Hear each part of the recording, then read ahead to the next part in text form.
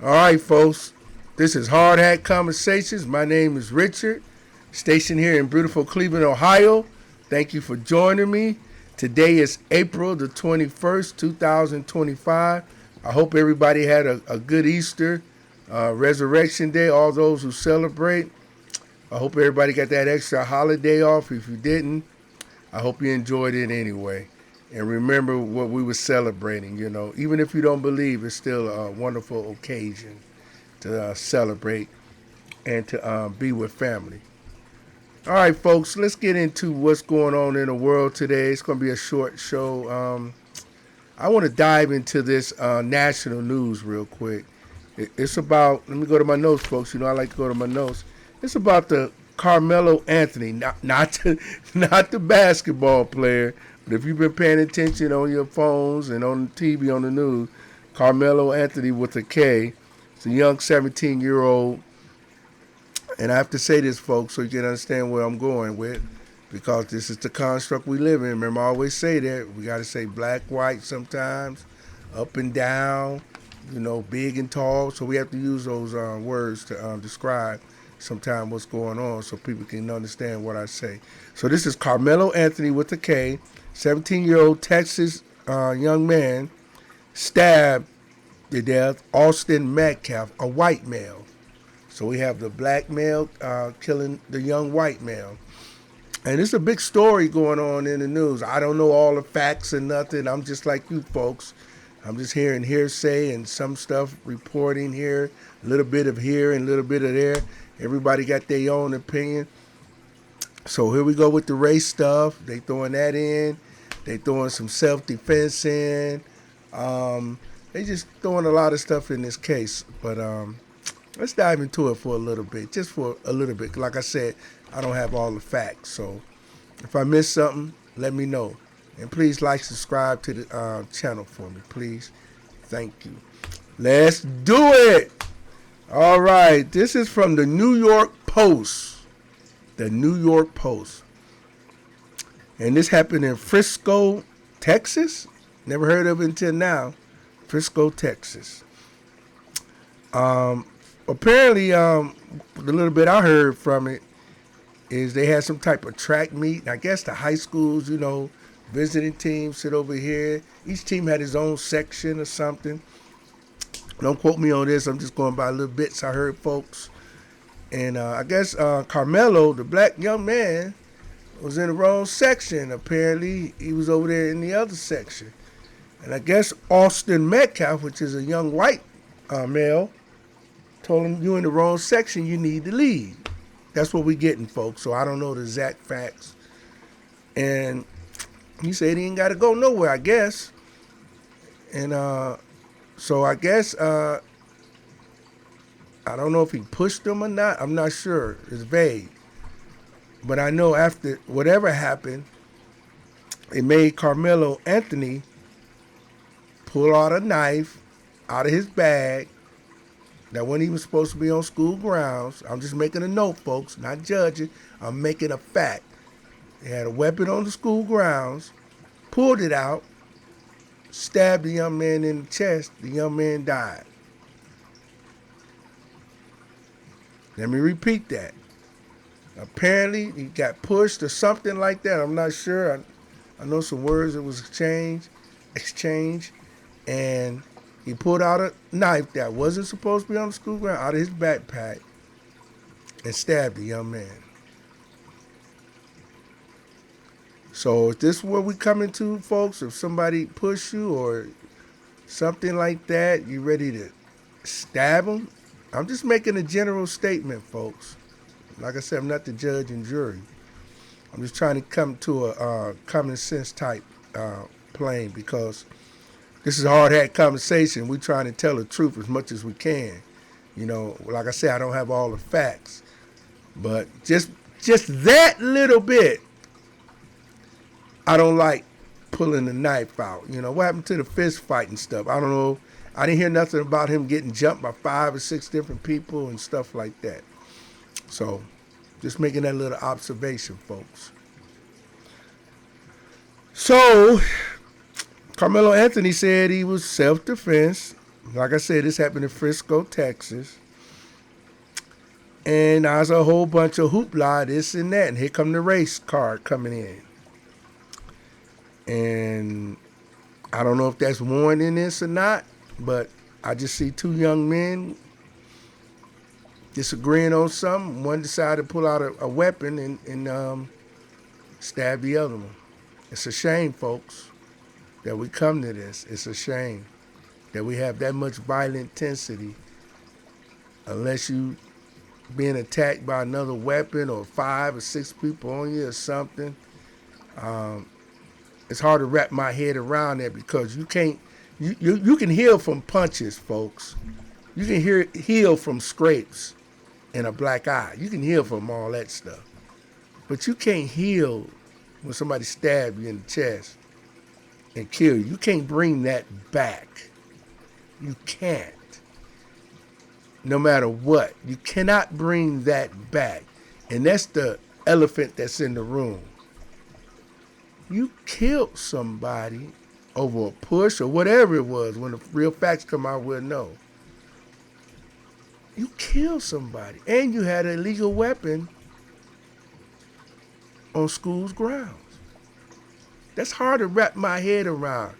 Even though I don't like people telling people they can't sit here and sit there, but that's here or there. It's high school, folks. But to stab someone,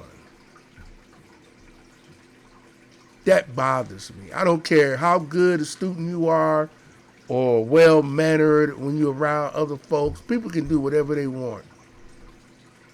But that bothers me. That's hard to get around, folks. That's called common sense. This is hard hat conversations. We're trying to get real facts and common sense, folks. That's hard for me to wrap my mind. Because that young man can't get his life back. No matter what you say. Now, the race car done came in. Look at my notes here. And a lot of people are donating to his defense. Now, I'm not going to get deep into this because I said it's short. I need to bring a panel on. I'm not going to get deep into this. But I know there's some black animosity against whites for what they did in the past. And some of the few things that's going on secretly right now. You know, it's not abundant, but it's still out there.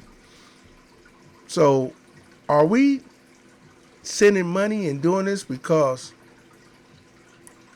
the black guy killed the white guy and we feel good about it? Like I said, this is hard at conversations. Is that what we doing, folks? Because of past crimes and things that was done of that nature? Or are we really feeling that this guy, young man, Carmelo Anthony, had a defense? Had a chance, he had to defend himself with a knife. Like I said, the facts will come out. Like I said, it's still hard for me to wrap my mind around that knife being on school grounds and you killed somebody and they can't come back. I'm going to run back 2012, just a little bit, folks. Like I said, I can't stay on this too long because I don't have all the facts. Remember Trayvon Martin case in Florida? I don't know what type of laws. See, we throw laws around like they're etched in stone, like there's no way to get around these laws. They amend laws all the time. They change things all the time. There's always a loophole. There's nothing perfect, folks. You can have the law right there in hand, and the lawyer can twist it around a little bit to squeeze out that loophole. That's why they call it a loophole, folks. Remember Trayvon Martin, unarmed 17-year-old black male, was out walking, and I guess, I'll give you a quick summary. I guess George Zimmerman, I don't think he was white, he was like Latino or something. You know, the name sounds white, but he was Latino. And he was doing his self-vigilante patrols because they had a lot of break-ins, they said. So he saw a young, I don't know if he could say he was black. I don't know if he could see him under that hoodie or not. But he saw a hooded figure. He called the police, blah, blah, blah, and all this. They told him, stop. I think they said stop following. I'm not sure. We're on our way. But he followed him, and I guess the Trayvon Martin turned around and said, why you following me? And they got into it. And Trayvon Martin was getting the best of him, punching him, had him on the ground, slamming his head. And I guess George Zimmerman said, I'm losing this fight. I'm going to escalate it and pull out a gun and shoot him. Is that self-defense? I don't know. Does these two have a little similarities? A little bit? I don't know. I'm just throwing it out there, folks. We all know what happened with that. George Zimmerman got off on that case because it was self-defense, even though he used a gun, and Trayvon just had his fist. So, is this something similar or just out of the realm? I don't know, folks. That's why I'm asking you. Like I said, like, subscribe, comment. Another note, they donated so much money. I got to throw this out. It's the New York Post, folks. Right now, they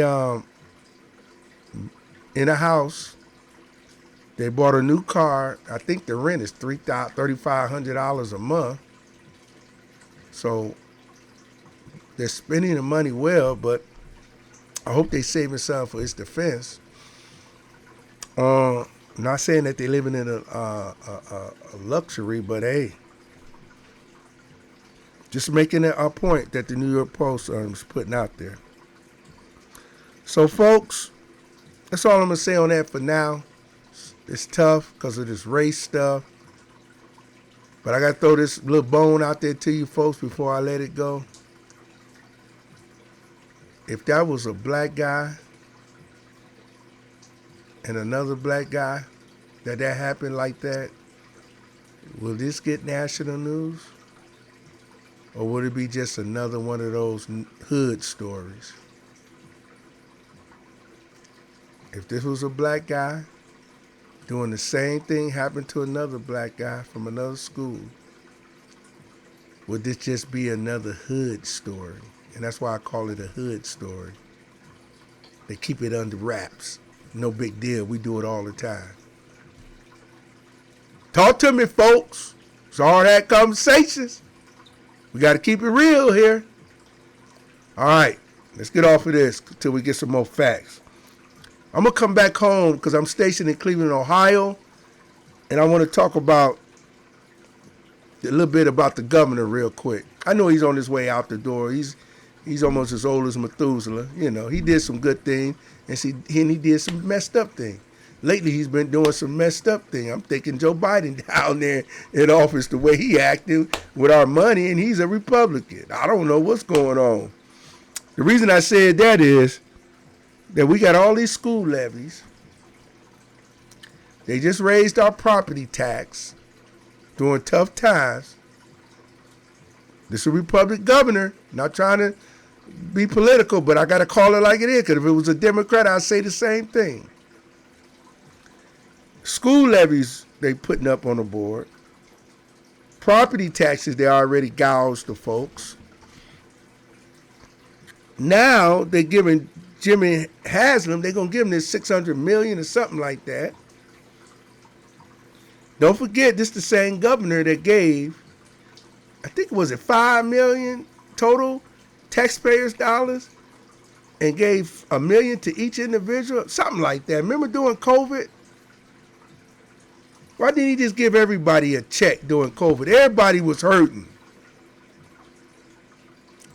You see what I'm saying? You see the Joe Biden coalition? I'm serious. I'm laughing, but I don't mean to laugh at somebody losing their thoughts, but you can't have these people in office this long. They got to take a mental test. They have to. Certain jobs have to take a mental test. That's not talking about them. That's being real. Because these people are handling all our money. Your money, my money. They making laws. We got to make sure they have the right sounded mind. What's wrong with that? I don't get folks. I don't get it. You need people with sound mind to make these decisions that affect your life. Property taxes, school levies, all that is coming out of your check. And those, like I said in my other podcast before, if you rent, this is important to you as well. Because if that guy or woman that rent that apartment building or house got to pay higher property taxes, they're going to pass it on to you. So you got to stay engaged, folks. These are the things that bother you more than the national thing. These are local things that affect you quickly in your money and your way of life, your quality of life. These things affect your quality of life. These school levies all the time. See, like they bring one up every other year. Property taxes come what, every 3 or 4 years? Not once have they said they're going to reduce the property tax. And the reason I'm talking about this is because, let's see what we got. We got all this alcohol sales. It's up, it's booming. All you got to do is come down to a poor black neighborhood or a white neighborhood. They everywhere. They booming. You got the weed money now. Where's the weed money going? Nobody said nothing about the weed money. Where's it going? Is it? Do I need to go further so it can stick in your head? What about the lottery money? Where's that going? Come on, folks. This is hard-hat conversation. We try to tell the truth on this stuff, man. This is ridiculous. Come on. If I'm lying, Google all this stuff. Look it up. It affects you. I don't care if you make $10, $20, $30, $40 an hour. All this stuff I just read to you from these notes are affecting your paycheck. You have to stand up and say something.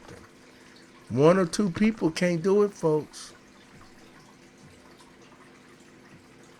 If enough of you make noise, it can happen. These are real serious issues here, folks.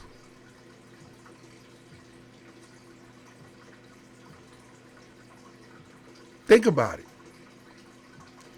You got that cell phone, folks. You can send a text message to the office. You can make a call. You can go, when you're making one of those funny videos, you can mention it in your funny video. Don't forget to call your congressperson. Get on their nerve and let them know that I got 200,000 people calling me telling me you give Jimmy Haslam this $600 million and you don't just raise the people property tax. You got all this weed money, you giving all this money away, and you can't even tear down some abandoned houses in these poor neighborhoods and redevelop some of these black cities, majority black cities that's being run down. City of Cleveland just made another budget. You think they're going to have some kind of idea to uplift the neighborhood? They don't have to they can't uplift every neighborhood. They can start with one neighborhood at a time. Let's start with one at a time. You was playing around over there in Huff. Build a few of them expensive houses. Let's play in another neighborhood. Let's build some affordable housing where working class people have moved back in the city where they can afford the mortgage. They got cheap houses like they got cheap cars. All you got to do is have the will. You ready to give this Jimmy Haslam the world, and the majority of Clevelanders can't even afford to go get a ticket down there for a family of 4. All right, folks, I'm going to get off tonight. Like I said, this is Hard Hat Conversations. Hope you learned something tonight. Like I said, like, subscribe, comment, and stay in the fight, folks. Talk about it. We could talk about sports. I was going to come in here and talk about the Cavs and all that, but